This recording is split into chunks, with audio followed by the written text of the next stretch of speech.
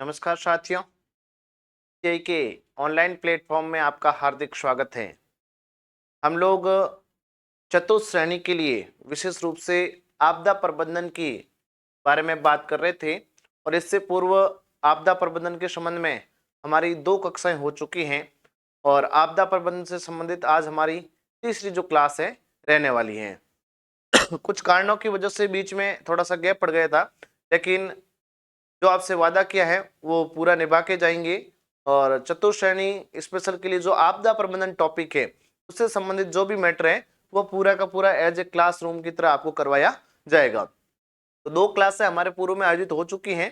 उन 2 क्लासों के अंदर हमने आपदा प्रबंधन में आपदा जो है उसका परिचय हम लोग कर चुके हैं। कौन कौन सी आपदाएं होती हैं और उनमें से भी कुछ महत्वपूर्ण आपदाएं हमने पढ़ी थी और अंतिम क्लास में हम लोगों ने भूस्खलन तक है जो पढ़ लिया था। आज की क्लास में हम अन्य जो महत्वपूर्ण पहले जो प्राकृतिक आपदाएं हैं या मानवीय आपदाएं हैं उनके बारे में बात करेंगे। उसके बाद में हम लोग आपदा प्रबंधन के बारे में भी बात करेंगे। तो भूस्खलन के बाद में अगर हम प्राकृतिक आपदा की बात करें तो अगली जो हमारी आपदा रहने वाली है वो है भूकंप। भूकंप एक प्रकार की प्राकृतिक आपदा है और लगभग आप सभी लोग हैं जो भूकंप से परिचित होंगे, है ना, परिचित होंगे। व्यक्तिगत परिचय होना कोई जरूरी नहीं है, क्योंकि कोई भी मानव जाति या कोई भी अन्य भी ये नहीं चाहते हैं कि आपदाओं से हमारा सीधा परिचय हो। कि आपदा का मतलब भी होता है कि अचानक होने वाली घटना होती है और जिससे जन व धन दोनों की हानि हो सकती है। तो हानि किसी भी प्रकार की नहीं होनी चाहिए, इसलिए भूकंप के बारे में परिचय का मतलब है कि आपने पूर्व की कक्षाओं में या कहीं भूकंप के बारे में पढ़ रखा होगा और अगर भूकंप के बारे में आप लोग नहीं जानते तो आज आप अच्छे से जान जाएंगे। भूकंप का मतलब सामान्य अर्थ में अगर हम लोग बात करें तो भूकंप का अर्थ होता है भूमि में जो कंपन होता है उसी को ही हम भूकंप कहते हैं। कंप मतलब कंपना और भू मतलब भूमि, भूमि में कंपन। और ये जो भूमि में कंपन होता है इसके पीछे बहुत सारे कारण होते हैं। विभिन्न कारणों की वजह से क्या होता है, भूमि में कंपन होता है। तो सामान्य अर्थ की अगर हम लोग बात करें, सामान्य अर्थ में अगर हम लोग बात करें तो भूमि का कंपन, है ना, भूमि का कंपन या जो भूमि में हलचल होती है, हलचल, इसको हम लोग क्या कहते हैं, भूकंप कहते हैं। सामान्य अर्थ में अगर हम लोग बात करें कि भूमि का कंपन या भूमि में जो कंपन उत्पन्न होती है, मारवाड़ी में आपको क्या करोगे, धरती को धूजनो, धरती धूजना। देखो जो देसी लोग हैं, मारवाड़ी लोग हैं, इतने पढ़े हुए लोग नहीं है, वो भी भूकंप के बारे में जानते हैं, लेकिन उनकी परिभाषा उनकी नजरों में अलग है। हम जैसे भूमि में कंपन को भूकंप बोलते हैं तो वह क्या करेगा, धरती धूजिए। और धरती धूजना आपने कई बार सुना होगा, जब आप शाम के समय सो रहे होते हैं या आपके अगर आप बुजुर्गों के पास में कभी बैठे हैं तो उन्होंने आपको जरूर बताया होगा कि धरती कूकर धूजिया करे, है ना, या हम की आवाज आती होगी, या आप जिस चारपाई पे सो रहे हैं या कहीं बैठे तो वहां कंपन की आवाज आती होगी, कोई वाइब्रेट चीजें होती है। जैसे आपने तो वाइब्रेट केवल मोबाइल के अंदर चीजें देखी होगी कि मोबाइल को जब हम वाइब्रेट कर देते हैं तो उसमें कोई कॉल आता है तो कंपन के माध्यम से वो हूं की एक आवाज आती है, जिसके माध्यम से उसमें भी हलचल होती है। हो सकता है वो अपने स्थान में भी धीरे धीरे परिवर्तन करता है, जहां आप जिस स्थान पर रखते हैं तो उससे वो धीरे धीरे का खिसक जाता है। तो इसलिए वो क्या है, वो एक प्रकार के आपके लिए प्रत्यक्ष भूकंप का उदाहरण है कि वो मोबाइल के अंदर भूकंप आया है। तो इसी प्रकार ये जो हमारी पृथ्वी है इसमें विभिन्न प्राकृतिक कारणों की वजह से या मानवीय कारणों की वजह से भी क्या हो सकता है, भूकंप आ सकता है। अब प्राकृतिक कारण क्या हो सकते हैं, इस भूमि के अंदर विभिन्न प्रकार की प्लेटें हैं, उनमें हलचल होती रहती है। जब उनमें हलचल की वजह से भी भूकंप आने की संभावना रहती है, या जब ज्वालामुखी का उद्गार होता है तो ज्वालामुखी के उद्गार के समय में भी क्या है, भूकंप आने की पूरी संभावना रहती है। या अन्य कारण हम जैसे मानवीय कारण है कि आप जो खनन करते हैं, खनन में विभिन्न प्रकार की सुरंग वगैरह का जो उपयोग करते हैं तो उससे भी भूकंप आने की संभावना रहती है। अधिकतर जो भूकंप आते हैं वो पर्वतीय क्षेत्रों में अधिक आते हैं, क्योंकि वहां हलचल होती रहती है, वहां खनन वगैरह का काम है जो चलता रहता है, इसलिए वहां भूकंप आने की भी अधिक संभावना रहती है। तो ये तो सामान्य परिचय हो गया कि भूकंप क्या है। देखो अब प्रश्न किस प्रकार का चतुश्रेणी के अंदर पूछेंगे, क्या पूछेंगे, इसकी तो कोई संभावना है नहीं। हो सकता है कि आपदा प्रबंधन से संबंधित आपको 1 या 2 प्रश्न पूछ ले और हो सकता है कि एक भी प्रश्न नहीं पूछे। तो इसकी तो कोई गारंटी कोई नहीं ले सकता है, क्योंकि पेपर का निर्धारण जब होगा, जब हमारे सामने पेपर आएगा तभी हमें पता चलेगा। लेकिन हमारा ये प्रयास है, हमारा ये प्रयास है कि आपको है जो सारी वो चीजें आपदा प्रबंधन से संबंधित महत्वपूर्ण है वो सारी की सारी आपको क्या करें, करवा दें। तो प्रमुख अगर भूकंप की बात करें तो 31 सितंबर 1993 को प्रमुख अगर घटनाओं की बात करें हम भूकंप से संबंधित प्रमुख घटनाएं या प्रमुख भूकंप कब कब आए हैं, तो एक तो आपके आता है 30 सितंबर 1993, 30 सितंबर 1993। कुछ मेजर घटनाएं आप ध्यान रख लेना, हो सकता है कभी इनसे जोड़कर आपसे प्रश्न कर दिया जाए। 30 सितंबर 1993 को प्रमुख जो महत्वपूर्ण भूकंप आया था वो आपके आता है लातूर के अंदर, लातूर, और ये लातूर है महाराष्ट्र में, लातूर महाराष्ट्र में भूकंप आता है 1993 को। वो सबसे खतरनाक उस समय का भूकंप माना जाता है, मतलब प्रमुख घटना या बड़ी घटना भूकंप की अगर हम लोग बात करें तो 30 सितंबर 1993 के अंदर लातूर महाराष्ट्र में जो भूकंप आता है वो सबसे बड़ी भूकंप की घटना मानी जाती है। इसके अलावा 26 जनवरी 2001, 26 जनवरी 2001 को भूकंप की एक और घटना होती है भुज के अंदर, और भुज का है गुजरात में। तो भुज गुजरात वाला ये जो भूकंप है इसको भी बड़ी घटना के अंदर शामिल किया जाता है। और आपके जो लातूर महाराष्ट्र के अंदर जो ये भूकंप आया है इसको भी बड़ी घटना के अंदर है जो शामिल किया जाता है। ठीक है, तो ये बात ध्यान में रखनी है। प्रमुख घटनाओं के अंदर 30 सितंबर 1993 को आपके लातूर महाराष्ट्र में आता है, और 26 जनवरी 2001 को भुज गुजरात के अंदर जो भूकंप की घटना होती है ये महत्वपूर्ण घटना है। 2001 वाली तो आपने कई बार किताबों के अंदर पढ़ी होगी, और पहले भी आपने सुन रखा होगा कि 2001 के अंदर जो गुजरात में आया था उस समय हमारे राजस्थान के अंदर भी अच्छे झटके महसूस हुए थे भूकंप के। उस समय आप में से हो सकता है कि बहुत सारों का जन्म न भी हो और बहुत सारों का जन्म हो रखा था, तो आपके जन्म के पहले की घटना ये है। तो 2001 के अंदर गुजरात के भुज के अंदर सारे मकान गिर गए थे और बहुत सारे जन और धन की हानि हुई थी। तो ये एक प्रसिद्ध घटना मानी जाती है अपने भूकंप की। सबसे बड़ी घटनाओं की जब भी हम बात करेंगे तब भुज का नाम जरूर आएगा भूकंप के अंदर, और साथ में लातूर महाराष्ट्र के अंदर भी भूकंप जो आया था वो भी एक बड़ी घटना के अंदर उसको शामिल किया जाता है। देखो ये चीज इसलिए ध्यान में रखनी है क्योंकि आपदा के अंदर ये बड़ी घटनाएं हमारे देश के अंदर घटित हुई है।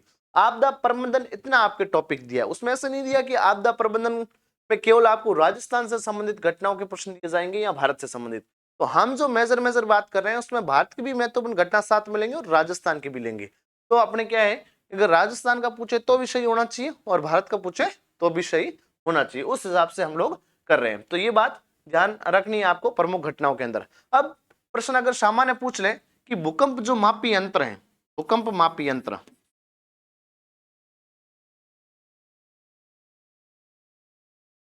भूकंप मापी यंत्र, ये डायरेक्ट वन लाइनर प्रश्न अगर आपसे पूछ ले तो इसको बोलते हैं सिस्मोग्राफ।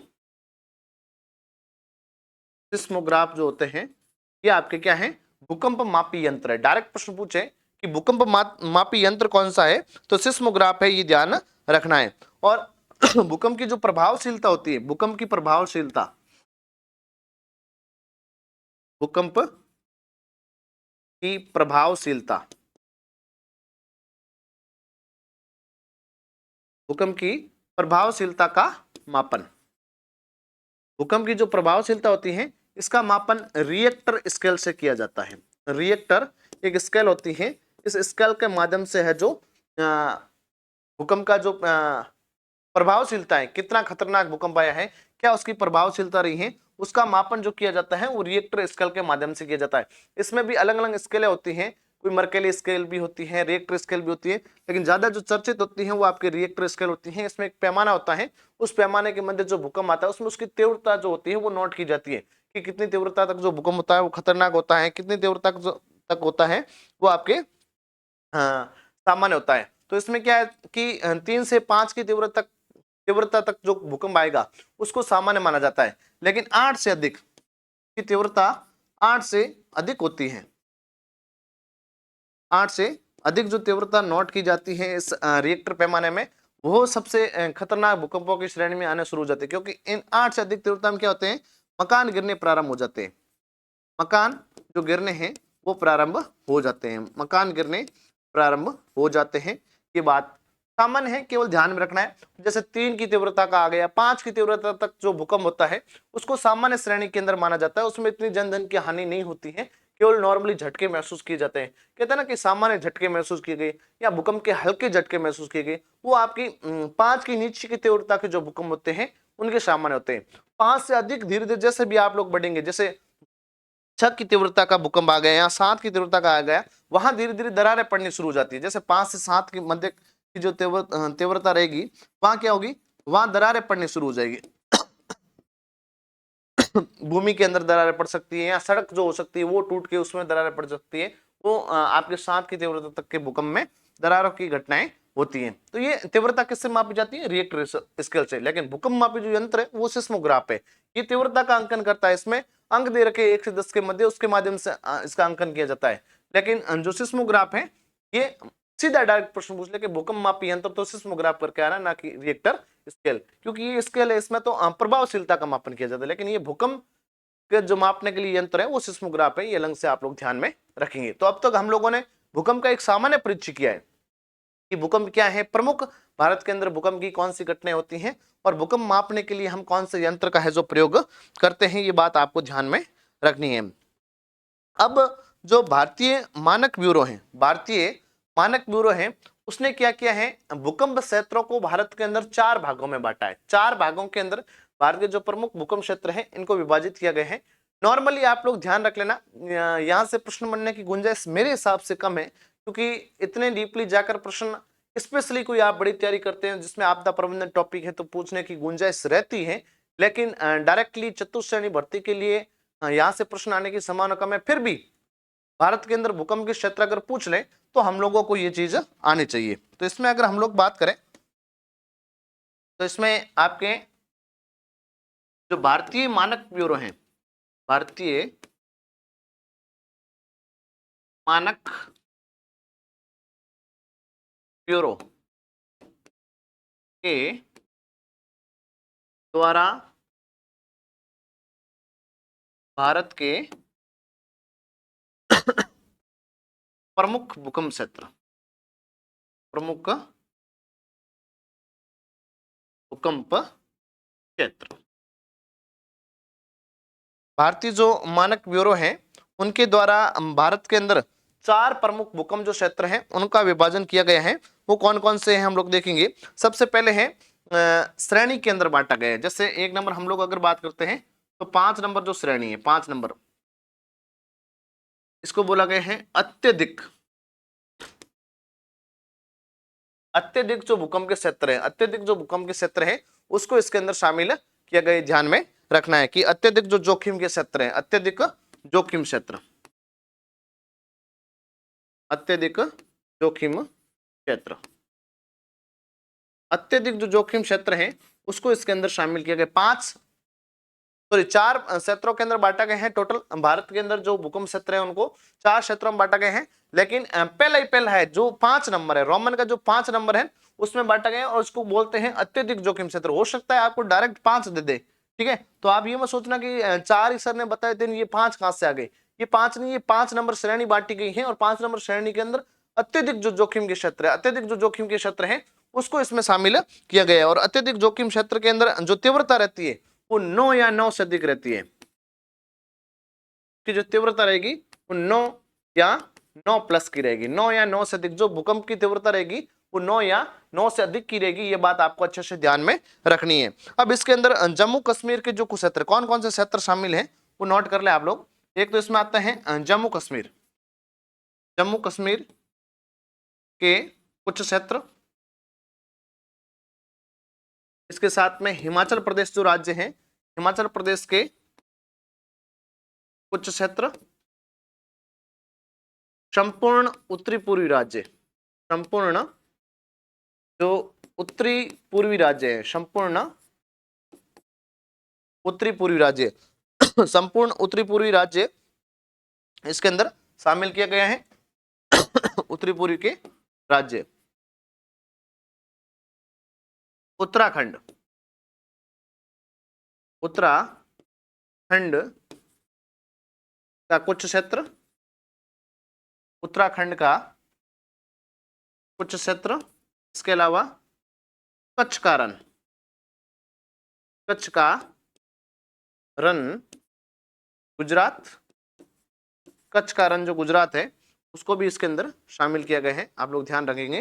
कच्छ का रण गुजरात, कच्छ का रण गुजरात का जो क्षेत्र है उसको भी क्या किया गया है, इसमें शामिल किया गया है। और उत्तरी जो बिहार है, उत्तरी बिहार, उत्तरी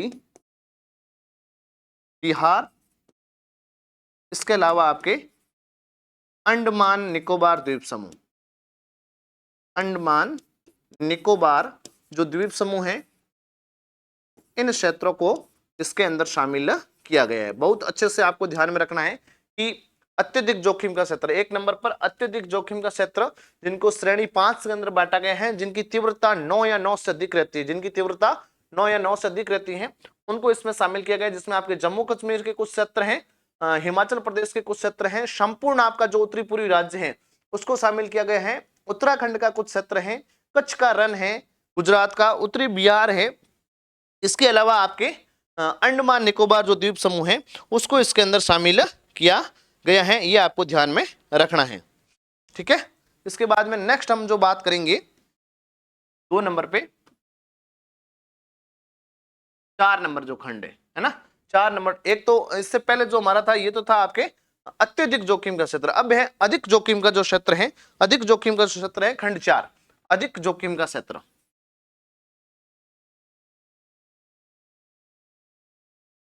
अधिक जोखिम का क्षेत्र। अत्यधिक मतलब बहुत ज्यादा खतरा है, और अधिक का मतलब ये खतरे से हम लोग बच नहीं सकते हैं। यहाँ भी भूकंप की तीव्रता रहती है वो लगभग 8 के आसपास रहती है, 8 या 8 से अधिक की जो तीव्रता रहेगी भूकंप की वो रहेगी आपके 8 या 8 से अधिक। तो 2 नंबर पे श्रेणी 4 है, अधिक जोखिम के जो क्षेत्र हैं इसको इसमें शामिल किया गया है, जिसमें आपके तीव्रता जो रहेगी वो 8 या 8 से अधिक रहेगी, या 8 से अधिक या 8 ही मान सकते हैं केवल अपन इसको, कि 8 तक की जो तीव्रता होती है उसको इसमें शामिल किया गया है। क्यों 8 से अधिक फिर 9 हो जाता है, 9 उसमें अपने पीछे शामिल है, ठीक है, ये ध्यान अब रखेंगे। इसमें कौन कौन से आते हैं, एक तो आपके जम्मू कश्मीर व जो हिमाचल प्रदेश राज्य है, जम्मू कश्मीर और हिमाचल प्रदेश राज्य है का शेष भाग, शेष जो भाग है तो इसमें शामिल किया जाता है। क्योंकि अत्यधिक भूकंप के क्षेत्र, मैंने पहले भी आपको बोल दिया, जो पहाड़ी इलाके हैं यहाँ पर अत्यधिक भूकंप आते हैं। जैसे पीछे हम लोग देखते हैं तो यहाँ पर आप देखेंगे कि जम्मू कश्मीर और हिमाचल प्रदेश के कुछ क्षेत्र जो पहाड़ी क्षेत्र उनको शामिल किया गया है, लेकिन पीछे का जो शेष भाग है उसको 8 की तीव्रता तक है जो शामिल कर लिया गया है। तो इसमें संपूर्ण उत्तरी पूर्वी राज्य, और उत्तरी पूर्वी राज्य सारे के सारे क्या है, सारे के सारे आपके पहाड़ी राज्य, तो उनको भी इसके साथ में है जो शामिल किए गए हैं, ये बात आप लोग ध्यान में रखेंगे। तो हिमाचल प्रदेश और जम्मू कश्मीर का शेष भाग, इसके अलावा दिल्ली है आपके, दिल्ली, सिक्किम, दिल्ली है, सिक्किम है, बिहार है, उत्तरी बिहार तो उसमें आगे था, इसके अलावा जो शेष बिहार है उसको इसके अंदर शामिल किया गया है। इसके अलावा आपके यूपी है, उत्तर प्रदेश, यूपी है, और वेस्ट बंगाल, वेस्ट बंगाल का मतलब जो पश्चिम बंगाल है, पश्चिम बंगाल का उत्तरी भाग है, पश्चिम बंगाल का उत्तरी जो भाग है इसको भी इसके अंदर शामिल किया गया है। तो जम्मू कश्मीर और हिमाचल प्रदेश का शेष भाग, दिल्ली, सिक्किम, बिहार, उत्तर प्रदेश, वेस्ट बंगाल का आपका जो उत्तरी भाग है। इसके अलावा अगर हम लोग बात करें तो गुजरात, राजस्थान और महाराष्ट्र का कुछ हिस्सा, गुजरात, हमारे राजस्थान का भी कुछ हिस्सा इसमें आता है, राजस्थान एवं महाराष्ट्र, महाराष्ट्र का कुछ हिस्सा, महाराष्ट्र का कुछ हिस्सा है जो इसमें शामिल किया गया है, ये बात आप लोग ध्यान करेंगे। महाराष्ट्र का कुछ हिस्सा है जो इसमें शामिल किया गया है, अच्छे से आपको ध्यान में रखना है। इसके अंदर जो क्षेत्र शामिल है, एक तो जम्मू कश्मीर है, एक आपके हिमाचल प्रदेश का शेष भाग है, इसके अलावा महाराष्ट्र, गुजरात का जो कुछ हिस्सा है उसको इसके अंदर शामिल किया गया है, ये बात अच्छे से आप लोग ध्यान में रखेंगे। इसके बाद हम बात करें तो 3rd नंबर है आपके मध्यम जोखिम का जो क्षेत्र है उसकी हम लोग बात करेंगे। मध्यम जोखिम का क्षेत्र 3 नंबर, 3rd लगा लें इसमें। देखो 3 नंबर भी है और श्रेणी भी इसकी 3rd है, मध्यम जोखिम का क्षेत्र, मध्यम जोखिम का क्षेत्र, जिसकी तीव्रता आपके रहेगी 7 की। तीव्रता कितनी रहती है, 7 की तीव्रता के जो भूकंप आते हैं उनको मध्यम जोखिम वाले क्षेत्र के अंदर आपके शामिल किया गया है, ये आप लोग ध्यान में रखेंगे। अब इसके अंदर हम लोग बात करें तो प्रमुख राज्य, प्रमुख जो राज्य आते हैं इसमें आपके केरल है, गोवा है,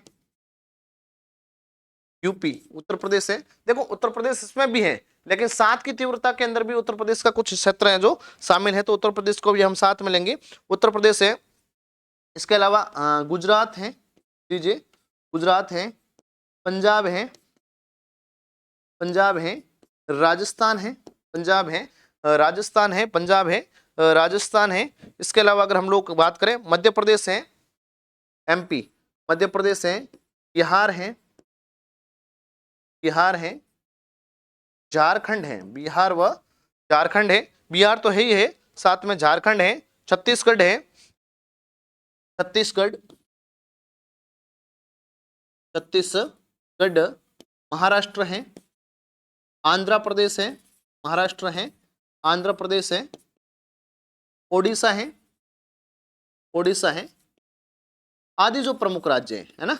इसमें अन्य जो प्रमुख राज्य हैं उनको शामिल किया जाता है, जिनकी जो तीव्रता है वो आपकी कितनी रहती है, 7 के आसपास की जो तीव्रता रहती है उन राज्यों को इसके अंदर शामिल किया जाता है।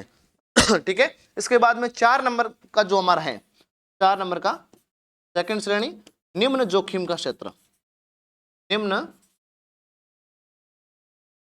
जोखिम का क्षेत्र, निम्न जो जोखिम का क्षेत्र है इसमें आपका शेष भारत, शेष भारत, शेष भारत जो है, और शेष भारत का कितना 43%, 43% जो भाग है वो आपके निम्न जोखिम का क्षेत्र है, मतलब जोखिम बहुत कम है। सीधा भी कभी प्रश्न पूछ ले कि भूकंप का कितना क्षेत्र है जो कम जोखिम का है, तो 43% जो क्षेत्र है जिसमें निम्न जोखिम के क्षेत्र के अंदर जिसको शामिल किया जाता है। तो ये बात बहुत अच्छे से आपको ध्यान में रखनी है, निम्न जोखिम के क्षेत्र के अंदर शेष भारत का जो 43% भाग है उसको शामिल किया जाता है। ये बात आप अच्छे से ध्यान में रखेंगे। भूकंप के जो प्रमुख क्षेत्र हैं 4 मोस्टली डायरेक्ट आपको ध्यान रखने, श्रेणी 5 के अंदर अत्यधिक जोखिम का क्षेत्र, उसके बाद में आपके श्रेणी 4 के अंदर अधिक जोखिम का क्षेत्र, उसके बाद में आपके जो श्रेणी 3 है मध्यम जोखिम का क्षेत्र, और सबसे लास्ट में श्रेणी 2 है निम्न जोखिम का क्षेत्र जो है इसको इसके अंदर शामिल किया जाता है। ये बातें आपको ध्यान में रखनी है। तो ये हमारे जो भूकंप है, भूकंप से संबंधित बातें हैं जो पूरी हो गई हैं। इसके बाद में अब हम चलते हैं नए आपदा पर। अगली जो है वो है सुनामी, केवल परिचय लेना है सुनामी के संबंध में। सुनामी जैसे हम लोगों ने भूकंप पढ़ा था वैसे सुनामी है। अब क्या है कि इस भूमि पर जब हलचल होती है तब भूकंप आता है, और यही हलचल जब समुद्र के अंदर शुरू हो जाती है, समुद्र में जब हलचल होती है तो वो सुनामी का रूप धारण कर लेती है। कहने का मतलब क्या हुआ कि समुद्र में भूकंप से, समुद्र में भूकंप से क्या होता है, सुनामी उत्पन्न होती है। एक बात तो ये ध्यान रखनी है कि समुद्र के अंदर जब हलचल होगी, जब भूकंप आएगा तब क्या होगा, आपके सुनामी उत्पन्न है जो होती है। सुनामी जो है ये जापानी शब्द है, जापानी शब्द है। सुनामी जो है कैसा शब्द है, जापानी शब्द है, जापानी शब्द है, और इसका अर्थ है बंदरगाह, बंदरगाह इसका अर्थ है। शब्द कैसा है, जापानी शब्द है, और इसका अर्थ क्या है, बंदरगाह है। सबसे ज्यादा सुनामी विश्व में भी जापान इसके अंदर आती है। जापान एक द्वीपीय देश है, चारों ओर से जो जल से घिरा हुआ है, तो वहां सुनामी है जो सुनामी की घटना सामान्य, भूकंप भी सबसे ज्यादा उधर ही आते हैं, और सुनामी, क्योंकि सुनामी कहाँ कैसे उत्पन्न होती है, भूकंप से होती है। जो समुद्र के अंदर क्या होगी, भूकंप होगा, हलचल होगी, तो क्या है जो जल है वो अत्यधिक मात्रा में हलचल के साथ में तटीय जो क्षेत्र है उनको डुबो देता है, तो वहां पर क्या घटना हो जाती है, एक प्रकार की आपदा आती है, जिसकी वजह से, जिसको हम सुनामी कहते हैं। बंदरगाह, बंदरगाह का मतलब वैसे सामान्य अर्थ में अगर हम लोग बात करें, जब जहाज जो होते हैं, जहाजों के ठहरने के लिए जो स्टेशन होता है उसको हम बंदरगाह कहते हैं, जहाँ पर वो तेल वगैरह भरते हैं, यात्री जो भार वगैरह है वो उतरने का जो कार्य होता है उसको हम बंदरगाह के अंदर शामिल करते हैं। अब भारत के अंदर अगर बात करें, सुनामी की इतनी बड़ी घटनाएं तो नहीं हुई है, लेकिन दिसंबर 2004 के अंदर भारत में एक बड़ी घटना होती है।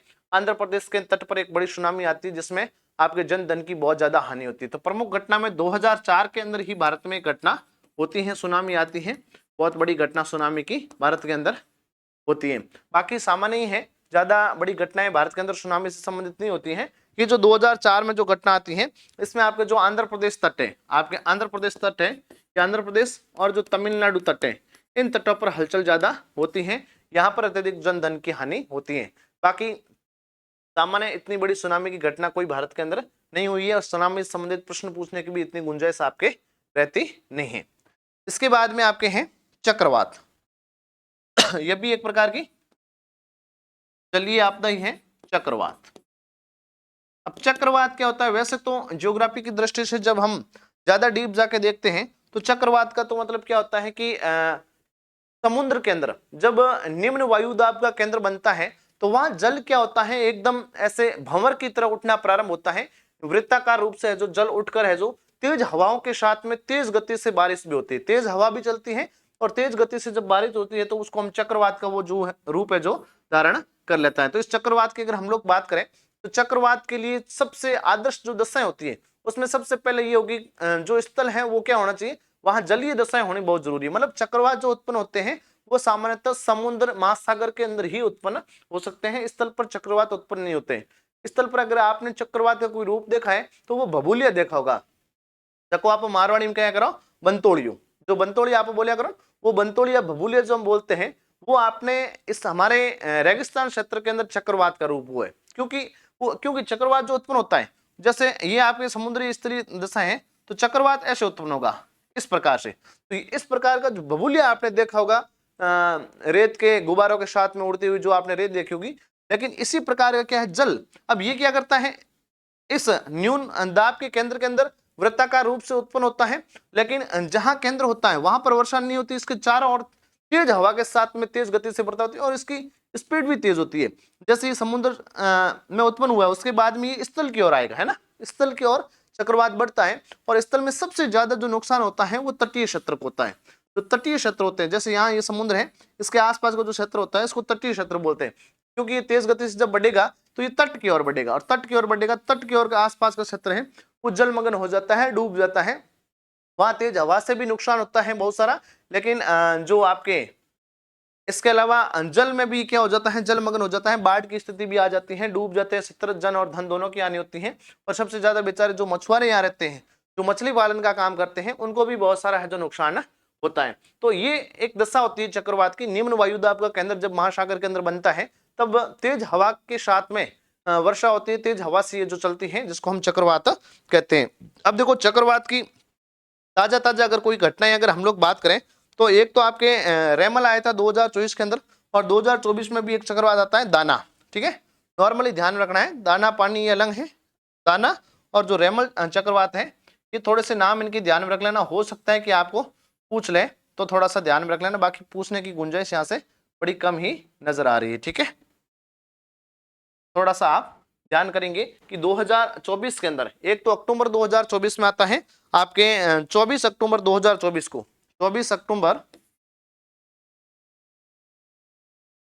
2024 को एक चक्रवात आता है जिसका नाम होता है दाना, इसका नाम दाना होता है और ये जो दाना चक्रवात है ये ओडिशा का जो तट है, ओडिशा का तट है इससे टकराता है। एक बात तो ये ध्यान में रखनी है कि ओडिशा का जो तट है इस ओडिशा के तट से, ठीक है ना, नुकसान कहाँ होता है इसका, ओडिशा और ओडिशा का पड़ोसी राज्य है वेस्ट बंगाल, पश्चिम जो बंगाल है इस राज्य के अंदर ये टकराता है। अब कभी कभार क्या प्रश्न पूछ लिए जाते हैं कि दाना नाम दिया किसने, तो ये नाम दिया है सऊदी अरब देश ने, सऊदी अरब जो देश है सऊदी अरब देश ने दाना नाम दिया है, कि ध्यान रखना जो दाना चक्रवात है इसका ये जो नाम है ये सऊदी अरब देश ने दिया। एक बात ये ध्यान रखनी है ये जो नामकरण किया जाता है ये विभिन्न देशों की एक श्रृंखला है जो लगभग आपके जिन क्षेत्रों के अंदर जो अरबी सागरीय देश या हिंद महासागरीय जो देश है इनका एक संगठन है, इनके द्वारा समय समय पर विशेष रूप से जो नामकरण किया जाता है, जो चक्रवात उत्पन्न होते हैं आपके हिंद महासागर के आसपास के जो भी छोटे बड़े सागर या महासागर है इनके अंदर जो चक्रवात उत्पन्न होते हैं उनके नामकरण करने का काम ये करते हैं। इसके अलावा आपके रेमल एक चक्रवात आता है 25 मई 2024 को, 25 मई 2024 को, ये भी इसका नाम है रेमल। ये जो रेमल चक्रवात है 25 मई 2024 को आता है, ये ध्यान रखना है। और इसका नामकरण भी कौन रखता है, ओमान देश रखता है, ओमान देश नामकरण रखता है। और ओडिशा का जो क्षेत्र है आपके पश्चिम बंगाल, ये जो ओडिशा का क्षेत्र है इस क्षेत्र में ये आपके रेमल आता है। सबसे ज्यादा नुकसान आपके इस क्षेत्र के अंदर होता है। पश्चिम बंगाल का जो क्षेत्र है यहाँ से ये टकराता है और ओमान देश के द्वारा इसका नामकरण किया जाता है। ये लंग से थोड़ा सा ध्यान में रख लेना अगर पूछे तो, कौन से देश के द्वारा इसका नाम दिया गया। तो 24 अक्टूबर 2024 को कौन सा आता है, दाना आता है, और 25 मई 2024 को आपके क्या आता है क्या आता है, रेमल आता है। ऐसे तो बहुत सारे चक्रवात हैं, समय समय पर आते रहते हैं। सभी के नाम याद रखने कोई जरूरी नहीं है। आपने जो सबसे ज्यादा चर्चित सुना होगा, आपने 2021 के अंदर एक सुना होगा, एक ताउते आया था, है ना, अपने यहाँ गुजरात तट से टकराया था। और गुजरात तट से कोई टकराता है तो वो फिर हमारे लिए चर्चा का विषय है। हमारे लिए चर्चा का विषय क्यों है, क्योंकि हम राजस्थान के अंदर रहते हैं, भारत के लगभग उत्तर पश्चिमी क्षेत्र में हमारा राज्य आता है। तो यहाँ पर क्या है कि समुद्र से हम बहुत दूर है, हमारे आसपास कोई नजदीक समुद्री क्षेत्र है तो वो गुजरात राज्य है। गुजरात राज्य का जो तटीय क्षेत्र है वो हमारे राजस्थान के नजदीक पड़ता है। तो गुजरात या महाराष्ट्र के तट से कोई चक्रवात अगर टकराता है तो उसका असर है जो हमारे पश्चिमी राजस्थान में रहने की संभावना रहती है। तो 2021 के अंदर ताउते आया था, है ना, तो बहुत मीम्स बने थे सोशल मीडिया पर कि ताउते आया है, ये आया है, वो उड़ा के लेके चला गया। अपने आप असर क्या होता है, सामान्य होता है, क्योंकि चक्रवात जो होते हैं इनका जो काल होता है, जो समय होता है वो इतना लंबा नहीं होता है, छोटा समय होता है। ऐसा नहीं कि चक्रवात आया तो महीने भरा रहेगा, है ना। वो जिस ताकत से समुद्र से गति से आता है, जैसे कि 140 किलोमीटर प्रति घंटा की गति से अगर कोई चक्रवात है वो किसी समुद्र के भाग से उत्पन्न होता है तो धीरे धीरे तट पर आएगा, तब उसकी गति 100 के आसपास हो जाएगी। और जैसे जैसे भूमि के अंदर आएगा, अन्य क्षेत्रों के अंदर जाएगा, तब तक इसकी गति क्षीण हो जाएगी।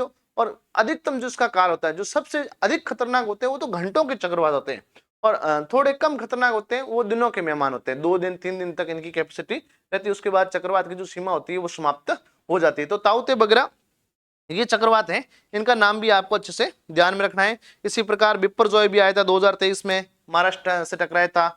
मोचा चक्रवात भी आया था। तो ये केवल नाम ही ध्यान में रखने, ऐसे प्रश्न पूछने की गुंजाइश कम रहती है। लेकिन हम आपदा को पढ़ रहे हैं तो हमारा परिचय इनसे भी होना चाहिए कि ये किस प्रकार की आपदाओं के अंदर इनको शामिल किया जाता है। तो ये प्रमुख जो हमारी प्राकृतिक आपदाएं थी, हम आपदाओं का हमने सबसे पहले वर्गीकरण किया था प्राकृतिक और मानवीय, 2 प्रकार की। प्राकृतिक प्रकार की आपदाएं हैं मस्ट उन सब के बारे में हम लोगों ने चर्चा धीरे धीरे कर ली है। अब हम लोग जो पढ़ेंगे वो मानवीकृत जो आपदाएं हैं, कि मानव के द्वारा जो आपदाएं पैदा की गई हैं उनके बारे में हम क्या करेंगे, बात करेंगे। ठीक है, तो अब हम लोग पढ़ेंगे मानवीकृत आपदाएं या मानवीय आपदाएं। तो दूसरा इसका प्रकार था मानवीय आपदाएं।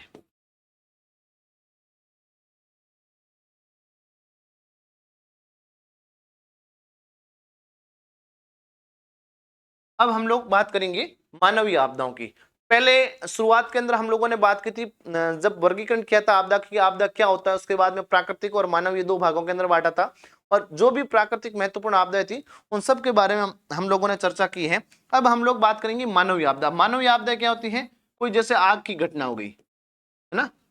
आग भी मैंने उस दिन बताया था कि एक तो वनाग्नि होती है, वन के अंदर जो जंगल वगैरह होते हैं वहां पर प्राकृतिक रूप से जो आग लगती है उसमें मानव का कोई हाथ नहीं होता। जैसे ऑस्ट्रेलिया के जंगलों में आग लगती रहती है, तो वो क्या है, वो एक प्रकार की प्राकृतिक आपदा के अंदर आ जाएगी।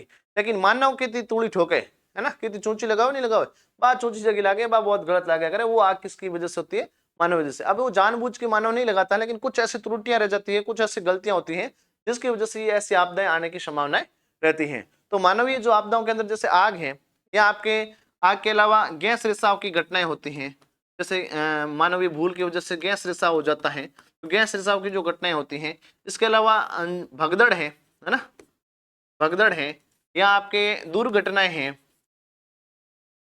दुर्घटनाएं जो होती हैं, दुर्घटनाएं कैसे, जैसे इसमें आपके सड़क दुर्घटना हो सकती है, इसमें आपके वायु दुर्घटना हो सकती है, इसमें आपके रेल मार्ग की वजह से कुछ दुर्घटनाएं हो सकती हैं। इन दुर्घटनाओं को इसके अंदर शामिल किया जाता है। तो आग की प्रमुख घटनाएं हैं, गैस की घटनाएं हैं, भगदड़ है या दुर्घटनाएं हैं, या अन्य कोई महामारी वगैरह बीमारी आ जाती हैं जो उनको हम इसके अंदर शामिल करते हैं। ठीक है, तो कुछ प्रमुख घटनाएं जिसमें मानव का योगदान रहता है उनको मानवीकृत आपदाओं के अंदर हम लोग शामिल करते हैं। इसमें अगर प्रमुख अगर हम लोग बात करें तो सबसे पहले हम बात करेंगे गैस रिसाव की एक प्रमुख घटना की। सबसे पहले आप लोगों ने सुना होगा गैस रिसाव की एक प्रमुख घटना होती है हमारे यहाँ पर,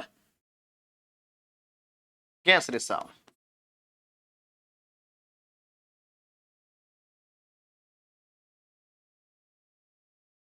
गैस रिसाव की प्रमुख एक घटना है जिसके बारे में हम लोग बात करेंगे, जिसको हम बोलते हैं भोपाल गैस त्रासदी। भोपाल गैस त्रासदी, भोपाल गैस त्रासदी। ये एक सबसे बड़ी मानवीय घटनाएं कहें तो कोई गलत तो नहीं होगा कि भोपाल जो मध्य प्रदेश है, भोपाल जो मध्य प्रदेश है, यहाँ पर एक गैस का रिसाव हुआ था जिसको हम शॉर्ट में बोलते हैं MIC। क्या बोलते हैं? MIC जो गैस है ना, ये जो मिस बोल सकते हैं, MIC जो गैस है जिसको हम बोलते हैं मिथाइल आइसोसाइनेट, है ना। मिथाइल जो आइसोसाइनेट गैस है, मिथाइल आइसोसाइनेट,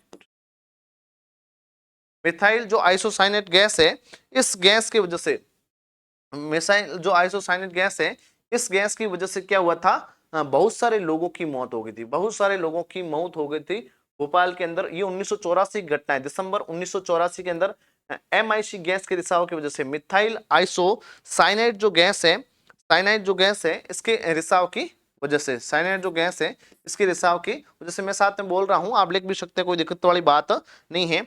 ये जो घटना होती है ये लगभग आपके गैस रिसाव की घटना होती है 2 से 3 दिसंबर को, 2 से 3 दिसंबर 1984 को ये घटना है। भोपाल के अंदर, भोपाल के अंदर MIC जो गैस है इसकी रिसाव की वजह से ऐसा माना जाता है कि लगभग 3600 लोगों की मौत हो गई थी। एक नहीं, दो नहीं, तीन नहीं, हजारों के अंदर 3600 जो लोग हैं, इन लोगों की क्या हो गई थी, इस गैस रिसाव की वजह से मौत हो गई थी। तो इससे बड़ी प्राकृतिक आपदा क्या हो सकती है? कभी कभी भूकंप जैसी खतरनाक घटना होती है, उसके अंदर भी इतने लोगों की मौत नहीं होती है जितने मानवीय भूल की वजह से, मानवीय कारणों की वजह से भोपाल के अंदर ये जो गैस रिसाव हुआ था इसमें बहुत सारे लोगों की जो मौत हुई थी। तो ये इस प्रकार की जो घटनाएं होती है ये पूर्व बता के नहीं आती है, ये अचानक मानवीय कारणों की वजह से या मानवीय भूल की वजह से ऐसी एक प्राकृतिक मानवीय जो आपदा है वो घटित हो गई थी। और इस आपदा की वजह से बहुत सारी जन धन की हानि हुई थी। 3600 लोग होते हैं, एक आदमी जो किसी घर से जाता है ना उसकी पूर्ति नहीं होती है, लेकिन 3600 जो चिराग बुझ गए थे वो एक मानवीय भूल की वजह से, इस गैस त्रासदी की वजह से। तो इस प्रकार की जो घटनाएं होती हैं उनको मानवीय प्रकार की घटनाओं के अंदर है जो शामिल किया जाता है, ये आप लोग ध्यान में रखेंगे। इसके अलावा अगर हम लोग बात करें तो अन्य आपके जो भगदड़ है, कुछ भगदड़ की भी हम लोग बात कर सकते हैं कि भगदड़ की जो घटनाएं होती हैं, भगदड़ की जो घटनाएं होती हैं उसको भी इसके अंदर शामिल किया जाता है। अब भगदड़ कैसे, मैंने शुरुआत के अंदर जब आपको आपदा का वर्गीकरण बताया था कि मानव क्या होता है, एक उत्तेजित प्राणी है और इतना उत्सुक प्राणी है कि वो चाहता है कि सबसे पहले मैं ही करूं या सबसे पहले कोई चीज हो वो मैं ही प्राप्त करूं। इसके चक्कर में क्या होता है कि बहुत सारी ऐसी घटनाएं कभी कभी घटित हो जाती हैं जिसकी कल्पना हम लोग नहीं करते हैं, लेकिन वो घटना किसके कारण होती है, मानवीय भूल की वजह से होती है। तो ऐसी जो घटनाएं मानवीय भूल की वजह से होती हैं उनको इसके अंदर शामिल किया जाता है। जैसे भगदड़ की घटनाओं की अगर हम लोग बात करें, भगदड़ की घटनाओं की अगर हम लोग बात करें तो ये किसकी वजह से होगी, ये मानव की वजह से। क्यों होती है, क्योंकि जैसे कोई मंदिर के अंदर मेला लग रहा है ना, उस मेले के अंदर हम लाइन के अंदर खड़े हैं और हमारा क्या होता है कि पहले मैं दर्शन करूं। हर भी कोई भी दर्शन करेगा तो ऐसा तो है नहीं कि भगवान आ रहा है और आपसे हाथ मिला के जा रहा है, ऐसा तो संभव नहीं है। लेकिन फिर भी क्या है कि ये मानवीय प्रवृत्ति है, तो उसकी वजह से क्या होती है, धक्का मुक्की ऐसा कुछ होता है। और मंदिर के अंदर प्रसाद वगैरह चढ़ते हैं या नारियल वगैरह की वजह से वहाँ फर्श भी चिकना हो सकता है, तो उसकी वजह से यहाँ ढलानी क्षेत्र ऐसा कुछ भी हो या ऐसी सीढ़ियों के ऊपर खड़े होते हैं लोग, तो थोड़ा सा धक्का लगने की वजह से एक व्यक्ति अगर गिरता है या एक व्यक्ति की वजह से दूसरा उसके ऊपर, तीसरा उसके ऊपर, इस प्रकार से भगदड़ मचने से भी बहुत सारे लोग एक दूसरे के ऊपर जब दब जाते हैं तो उनकी क्या हो जाती है, मृत्यु हो जाती है। ऐसी घटनाएं बहुत हुई हैं। 2008 के अंदर, 2008 की अगर हम बात करें तो 2008 के अंदर वैष्णो मंदिर है आपके, है ना, वैष्णो मंदिर है। ये वैष्णो मंदिर है जम्मू कश्मीर के अंदर। वैष्णो मंदिर कहाँ है, जम्मू कश्मीर के अंदर। 2008 में यहाँ पर ये भगदड़ की घटना हुई थी जिसमें ऐसा माना जाता है कि लगभग 150 लोगों की मौत हो गई थी। 150 लोगों की मौत हो गई थी वैष्णो मंदिर जम्मू कश्मीर में भगदड़ की वजह से। एक दूसरे के ऊपर धक्का मुक्की की वजह से बहुत सारे लोग हैं जो दब गए थे। और ऐसी घटना चामुंडा मंदिर के अंदर, चामुंडा मंदिर के अंदर होती है जो मेहरानगढ़ जोधपुर में, जो मेहरानगढ़ जोधपुर में है। थोड़ा ढलानी क्षेत्र है, थोड़ा चिकना क्षेत्र था और नारियल की वजह से ऐसा चिकना हो गया था, जिसकी वजह से चामुंडा जो माता मंदिर है जोधपुर मेहरानगढ़ दुर्ग में, यहाँ धक्का मुक्की से ऐसे आपकी घटना होती है जिसकी वजह से ऐसा माना जाता है कि लगभग 250 लोगों की मौत हो गई थी, है ना, 250 लोगों की मृत्यु हो गई थी। तो ये जो आपदाएं होती हैं ये जो भगदड़ की आपदाएं होती हैं ये अचानक घटित होने वाली घटनाएं हैं, अचानक घटित होने वाली घटनाएं हैं, कोई पूर्वानुमान नहीं होता है, लेकिन मानवीय भूल की वजह से होती है। मानव क्या करता है, कुछ न कुछ आपके करता है कि भाई अब मैं जल्दी जाऊं उसके चक्कर में। और करंट के हिसाब से आप लोग अगर ध्यान रखना चाहें तो 9 जनवरी को आपकी घटना होती है, तिरुपति मंदिर है ओडिशा के अंदर, है ना, तिरुपति मंदिर है, 9 जनवरी 2025 को तिरुपति मंदिर है, तिरुपति मंदिर ओडिशा के अंदर ये घटना होती है भगदड़ की। इसमें केवल वैसे 6 लोगों की मौत की सूचना मिली है, लेकिन फिर भी भगदड़ की वजह से जो बहुत सारे लोगों की मृत्यु हो जाती है तिरुपति के अंदर 9 जनवरी 2025 को। और सबसे बड़ा उदाहरण तो आपने 2025 के अंदर आईपीएल सेरेमनी का देखा था कि आईपीएल जैसे ही खत्म होता है उसके बाद बेंगलुरु के अंदर जीत की खुशी के अंदर जो विजय जुलूस निकल रहा था उसमें बहुत सारे लोगों की भगदड़ की वजह से क्या हो गई थी, मौत। ये सारे क्या है, ये भगदड़ के परिणाम है। उसमें भी क्या है, सभी लोग कोहली के दर्शन कर लो, कोहली के दर्शन कर लो, उस दर्शन के चक्कर में बहुत सारे लोग हैं जो वहां उनके केवल जूते मिले थे, बाकी कुछ भी नहीं मिला था। तो ऐसी जो घटनाएं होती हैं वो मानवीय घटनाओं के अंदर उनको शामिल किया जाता है और भगदड़ की वजह से जो ऐसी घटनाएं घटित होती हैं। तो ये चीजें आपको ध्यान में रखनी है, ऐसी घटनाएं समय समय पर घटित होती रहती हैं, ठीक है। और अगला अगर हम लोग बात करें तो दुर्घटनाएं जो होती हैं,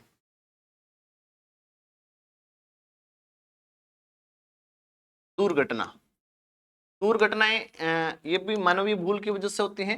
मानव किसी प्रकार की गैर जिम्मेदाराना हरकतें करता है या कुछ ऐसी भूल रह जाती हैं जिसमें दुर्घटनाएं, एक तो देखो सामान्य दुर्घटनाएं होती रहती हैं, सड़क पर कोई बाइक की वजह से, कोई गाड़ी की वजह से होती है, वो सामान्य होती है, वो केवल दुर्घटनाएं हम रहते नहीं। लेकिन दुर्घटनाओं में इतनी विशाल, इतनी बड़ी दुर्घटना जिसमें हम जिसको मानवीय भूल, इतनी बड़ी मानवीय भूल बोल सकते हैं। जैसे आपने सुना होगा शायद दशहरा मेला के समय पंजाब था, हरियाणा राज्य के अंदर एक ट्रेन गुजरी थी, वहां पर लोग खड़े थे उस पटरी के ऊपर, वो रावण का दहन देखने के लिए आए थे और उन बेचारे लोगों का दहन हो गया था क्योंकि वो स्टेशन मास्टर की भी भूल रही थी। उसने क्या कर दिया था कि ट्रेन का पहले बताया नहीं था और लोग वहां पटरी के ऊपर खड़े थे, लोग सोच रहे थे कि इतना बड़ा कार्यक्रम चल रहा, कोई ट्रेन थोड़ी आएगी, ट्रेन अचानक आती है, बहुत सारे लोग वहां मृत्यु हो जाती है। ऐसी जो दुर्घटना होती है वो मानवीय भूल की वजह से हुई थी, तो उसको हम मानवीय प्रकार की प्राकृतिक आपदा में शामिल करते हैं। यहाँ आपने सुना होगा 12 जून, अभी हाल ही की एक ताजा जो घटना है, 12 जून की जो घटना है ये हमारे अहमदाबाद के अंदर हुई थी। 12 जून को, 12 जून की जो घटना होती है ये 12 जून 2025 को अहमदाबाद के अंदर, अहमदाबाद गुजरात के अंदर बहुत ही दर्दनाक अगर हम घटना बोले तो कोई अतिशयोक्ति नहीं है। अहमदाबाद गुजरात के अंदर ये जो प्लेन क्रैश की घटना होती है, AI 171 प्लेन था, उसका नाम था AI 171 एयरवेज का जो प्लेन था, यात्री प्लेन था, और उस प्लेन की घटना की वजह से अहमदाबाद से उड़ान भरता है, लंदन के लिए प्लेन जाता है, लेकिन कहते हैं ना कि जो चीजें लिखी हुई होती हैं उसका कोई अब इसमें बहुत सारे न्यूज वाले 250 बता रहे हैं, कोई 249 बता रहे हैं, कहीं ऐसा भी आया था कि 242 यात्री उसमें से थे, इसमें 241 की मौत हो गई थी, लेकिन एक व्यक्ति बचा था। मैंने शुरुआत के अंदर भी क्लास के अंदर आपको बताया था, एक व्यक्ति इसके घटना के अंदर क्या है, जिंदा बच गया था। मृत्यु तो 250 से अधिक हुई थी क्योंकि जिस हॉस्टल के ऊपर गिरा था उस हॉस्टल में जो बच्चे रह रहे थे, मेडिकल हॉस्टल था नीचे, उन बच्चों की भी मौत हो गई थी। तो ये कैसी घटना है, ये मानवीय भूल होना, हो सकता है कोई टेक्निकल प्रॉब्लम थी, पहले से प्लेन को ढंग से चेक नहीं किया और प्लेन उड़ान भरने के 59 सेकंड के बाद में, 1 मिनट तक ऊपर नहीं रहा था, 59 सेकंड के बाद में ही क्रैश हो गया था अहमदाबाद के अंदर, और लगभग इसमें 240 प्लस लोगों की है जो मृत्यु हो जाती है। तो ऐसी जो दर्दनाक घटनाएं होती हैं वो मानवीय भूल की वजह से होती हैं, मानवीय कारणों की वजह से होती हैं। उनको हम किस में शामिल करते हैं, उनको हम मानवीय प्राकृतिक आपदाओं के अंदर शामिल करते हैं। ये हो सकता है करंट के अंदर पूछ लें, क्योंकि इतनी दर्दनाक ये घटना थी जो जून 2025 के अंदर होती है अहमदाबाद के अंदर, बहुत सारे परिवारों ने अपने लोगों को है जो खो दिया था। तो ऐसी घटनाएं हैं जो इनको इसके अंदर शामिल किया जाता है, ठीक है। इसके अलावा आपने एक बड़ी जो आपदा देखी थी वो कोविड-19 की देखी है। शायद ही आप में से ऐसा कोई होगा जो कोविड-19 के बारे में परिचित नहीं होगा। हो सकता है कि 2001 के अंदर जो गुजरात में भूकंप आया था उस समय आपने, बहुत सारे आप में से जिनका जन्म नहीं हुआ था, लेकिन कोविड-19 की जो घटना होती है, ये जो घटना होती है, इस घटना से आप सभी लोग हैं जो परिचित होंगे। कोविड-19 क्या था, यह भी एक मानवीय भूल ही हम इसको शामिल कर सकते हैं। मानव के द्वारा है जो किसी प्रकार की कोई चीजें जो निर्मित की जाती हैं, चाइना के अंदर एक वुहान सिटी है, वुहान सिटी, इस वुहान सिटी से ये क्या है, ये फैलती है। वुहान शहर चाइना से है जो ये कोरोना, वुहान शहर चीन से ये आपके कोरोना, जिसको हम कोविड-19 बोलते हैं, कोरोना जो आया था, कोरोना एक प्रकार की क्या थी, एक जैविक की प्रकार की ही बीमारी थी, जिसमें क्या वायरस की वजह से एक व्यक्ति के अंदर अगर ये बीमारी हो रखी है, दूसरे व्यक्ति से हाथ मिलाने से या दूसरे व्यक्ति से बिना मास्क बात करने से, ये हवा के माध्यम से क्या है कि एक दूसरे के अंदर ये वायरस फैल रहा था। तो ये कोविड जो 19 आया था, ये वुहान शहर में इसका जन्म होता है। मतलब सबसे पहले ये जो बीमारी आती है, जैसे कहते हैं कि चीन के अंदर कोई प्रयोग कर रहे थे वैज्ञानिक, वहां से एक प्रकार का केमिकल रिसाव हुआ था या ऐसी कुछ घटनाएं हुई थी, कोई गैस की वजह से भी मान सकते हैं। तो वहां से ये जो बीमारी है उत्पन्न होती है चाइना से, और धीरे धीरे धीरे धीरे एक दूसरे लोगों के संपर्क में आने से चाइना से फिर भारत में आती है। विश्व के विभिन्न जो देश हैं उन देशों के अंदर ये जो बीमारी है फैल जाती है, क्योंकि ये लोग तो क्या है मिलते रहते हैं और इतनी सेफ्टी भी नहीं रखते हैं, भी हर लोग मास्क भी नहीं लगाते हैं, और मिलना हमारे लिए तो क्या है, हैंडशेक तो सामान्य बात है, हम मिलते हैं तो हाथ तो मिलाते ही हैं। तो ये बीमारी धीरे धीरे एक दूसरे लोगों में फैलती रही थी, और 2019 में आप सभी लोग, ऐसे कोई भी लोग नहीं है जो इसके बारे में नहीं जानते हैं। 2019 में महीनों महीनों तक क्या हुआ था, जो लॉकडाउन की घटनाएं होती, लॉकडाउन का मतलब आप क्या हो जाएंगे, अंदर पैक हो जाएंगे, अंदर बंद हो जाएंगे, घरों के अंदर रहेंगे, बाजार नहीं खुलेंगे, आपको बाहर नहीं जाना है। तो ये जो समय आया था बहुत विकट समय था, बहुत डरावना समय था। तो ये क्या थी, ये तो आपके आंखों देखी चीज है कि नहीं, ये आपदा किस प्रकार की, ये बहुत डरावनी आपदा थी जो आपने देखी है। एक विकट परिस्थितियां आ गई थी, सब घरों में बैठ गए थे, और ये सोशल मीडिया का जमाना, डूब के घरों के अंदर डर रहे थे कि वो मर गया है, वो वीडियो आ गए हैं, ये हो गया, वो हो गया, उसके मिलने से ऐसा हो गया। तो ये जो परिस्थिति थी, आंखों देखे बहुत सारे ऐसे परिवार भी कोविड-19 के अंदर मैंने देखे हैं। हकीकत के अंदर वो उन लोगों की जो मृत्यु हुई थी, जो रिश्ते में एक दूसरे से जुड़े हुए परिवार देखे हैं, और दाह संस्कार तक उनको करने नहीं दिया गया था, इतनी खतरनाक बीमारी थी। तो ये जो बीमारी है इसका जन्म वुहान शहर चाइना से होता है, कोविड-19 के नाम से इसको जाना जाता है। और 11 मार्च 2020 को, 11 मार्च 2020 को है जो क्या कर दिया गया है, 11 मार्च 2020 को इसको WHO है ना, विश्व जो स्वास्थ्य संगठन है WHO ने इसको महामारी घोषित किया, महामारी घोषित कर दिया। क्यों, बहुत सारे लोगों की, अनगिनत, ऐसा माना जाता है कि चाइना ने तो अपने डेटा देने बंद कर दिए थे कि भाई कितने लोगों की मृत्यु हुई है, कितने नहीं हुई है, ये डेटा देने क्या कर दिए थे, बंद कर दिए थे। तो बहुत सारे लोगों की क्या है मृत्यु हुई थी इसमें, इस वायरस की वजह से। तो इसीलिए 11 मार्च 2020 को, तारीख ध्यान रखना, ये प्रश्न कभी भी पूछा जा सकता है कि 11 मार्च 2020 को है जो क्या कर दिया गया था, इसको आपके महामारी घोषित कर दिया गया था, विश्व स्तर की महामारी घोषित कर दिया गया था। और फिर इसमें क्या है कि समय समय पर सभी देशों ने प्रयास किया था कि इसका इलाज कैसे करें, तो इसके लिए विभिन्न प्रकार की वैक्सीनें बनाई गई थी। और सबसे पहले जो वैक्सीन बनाने का काम है, ऐसा माना जाता है रूस देश ने सबसे पहले किया था। हालांकि भारत के अंदर भी इसकी वैक्सीन बनी थी, और कहते हैं कि जो मलेरिया की दवाई थी वो सबसे ज्यादा भारत में काम आई थी, और इतनी मांग उस दवाई की बढ़ गई थी, अमेरिका वगैरह सारा देश जो है उस दवाई की मांग भारत के अंदर बहुत ज्यादा उस समय बढ़ी थी। तो जो वैक्सीन है सबसे पहले आपके जो रूस देश है उसने तैयार की थी। और कोवैक्सीन वगैरह जो आपने नाम सुना होगा, कोवैक्सीन वगैरह ऐसी वैक्सीन है जो तैयार की थी। फिर भारत के अंदर भी समय समय पर शिविर लगे थे, टीके लगते थे, कोविड का एक टीका लगाओ, 2 लगाओ। अब एक और भय हो गया कि कोविड के टीकों की वजह से हार्ट अटैक आने शुरू हो गए। देखो, आना जाना करना इसका कुछ पता नहीं है, लेकिन इस समय का ये जो काल था, उस समय हमारे लिए, हमारे को कुछ भी बोलते ना कि भी आप कोरोना से बच जाओगे, ये करो, तो आप आंख बंद करके ये कर देते थे। इतना भय का माहौल उस समय कोविड-19 के अंदर था। तो ये क्या है, ये भी एक प्रकार की मानवीय प्रकार की भूल की वजह से मानवीय प्राकृतिक आपदा है जो घटित हुई थी। अब इसके अलावा अन्य जो जैविक की आपदाएं होती हैं उसमें जैसे टिड्डी आक्रमण है, टिड्डी आक्रमण भी इसके साथ में 2019-20 में बहुत हुआ था। पश्चिमी राजस्थान सबसे ज्यादा प्रभावित हुआ था टिड्डी आक्रमण से। आपने सुना होगा टिड्डियों का जो आक्रमण है ना, टिड्डी आक्रमण। अब टिड्डी आक्रमण क्या, टिड्डियां हैं, है ना, वो टिड्डी क्या है, एक साथ आती हैं और फसलों को नष्ट करके चली जाती हैं। ऐसी घटनाएं बहुत बार हुई हैं भारत के अंदर। लेकिन जब कोरोना आया था तब टिड्डियों ने भी लावा लिया था, उनको भी बकाया कि भाई हमें जोर मौका मिले है कि लोग पहले से ही पीड़ित थे और ऊपर से हम अटैक कर देते हैं। तो 2019-20 के अंदर तो ये घटनाएं हुई थी। लेकिन 1959-62 के अंदर भी टिड्डी आक्रमण भारत के अंदर सबसे पहले होता है, 1959-62 के अंदर।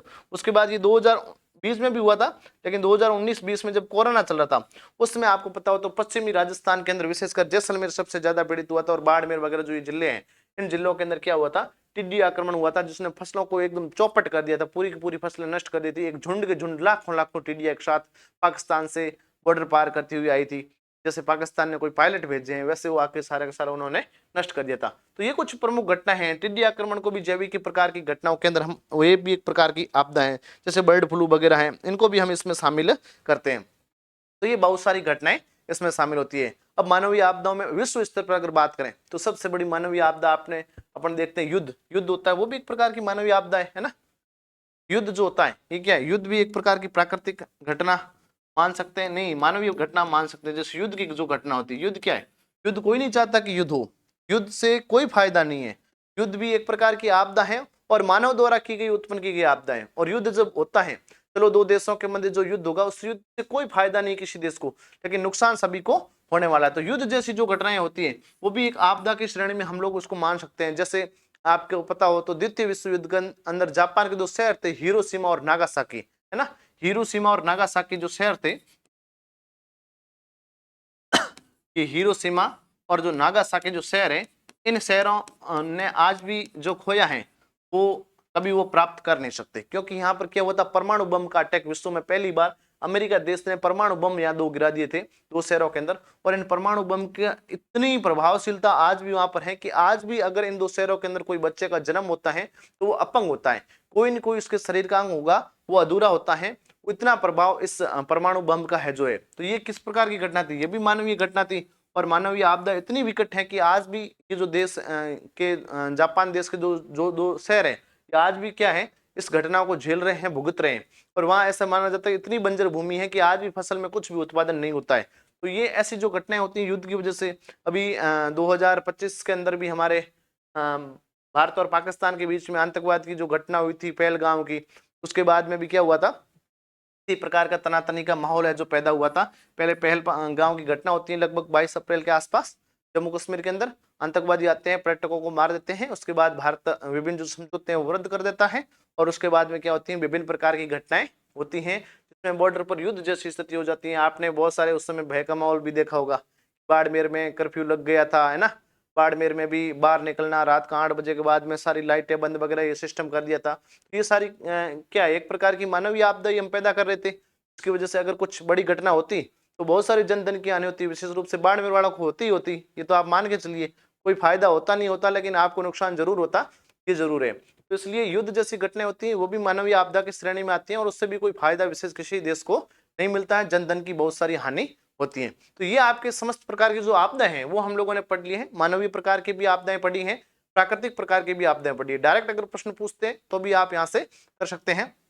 अब जो हमारे एक पार्ट इसमें शेष रहा है वो रहा है आपके आपदा प्रबंधन से संबंधित। आपदा तो हम लोगों ने पढ़ लिया कि आपदा क्या होती है, इनको हम मुख्यतः दो भागों में बांट सकते हैं, प्राकृतिक और मानवीय। और उसके बाद में भी हम लोगों ने पढ़ा था कि प्राकृतिक में कौन कौन सी आती हैं, प्रमुख घटनाएं भारत और राजस्थान की जो थी उनकी हम लोगों ने बात की थी।